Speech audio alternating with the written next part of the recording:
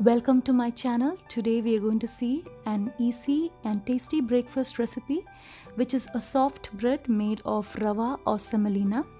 It's called the Rava chappati or the Rava roti.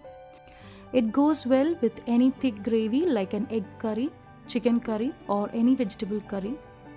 To make the Rava chappati, let's heat up a vessel, add 4 cups of water and let's wait for the water to boil.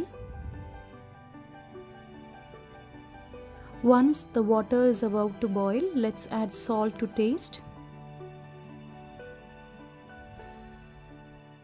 half a teaspoon of ghee, and mix it well with the water. Adding 2 cups of unroasted rava, and let's wait until all the rava has absorbed the water in the vessel. Keep stirring so that lumps are not formed. Make sure you do not use the roasted rava. If you're going to use the roasted rava, you will not get a texture like this. So I have used the unroasted one. Once the rava has absorbed all the water and it forms a thick dough, let's switch off the stove and transfer the dough into another vessel. Once it has been transferred to a vessel, let's cover for some time and allow it to cool. And let's knead it once we are able to handle the heat. And knead it well so that it forms a smooth dough.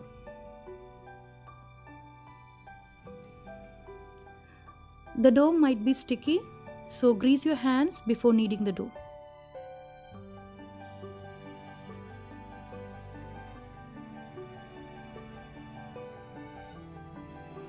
Now once a smooth dough is formed, let's take a small piece and start flattening it on a board. So before flattening, let's sprinkle some flour on the board. I have used wheat flour for sprinkling. You can use all-purpose flour or Maida or wheat flour, any of these, so that the dough doesn't stick to the board. So let's flatten it. I'm using a box to cut out into a shape so that it does look different from the other flatbreads I make here. So let's repeat the same procedure with the remaining dough, and once everything has been flattened, I'm going to heat up an iron skillet. Let's toast the rava chapati on it. Cook each side for 30 seconds by flipping it then and there, so that both sides are cooked evenly and doesn't turn too hard.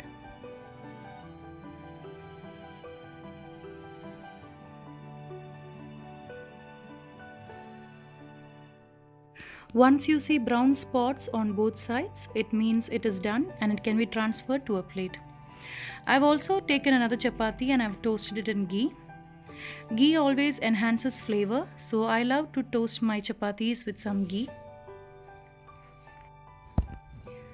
These chapatis are too soft and tender, and if it is rolled very thin, it's tastier. So please give this recipe a try and share it with your family and friends. And if you wish to follow me on Instagram, you can follow me on Esmy Anish for my kitchen stories, and follow Get Foodie on Instagram and Facebook for regular updates. So see you soon in my next video. Till then, it's bye from Esmy.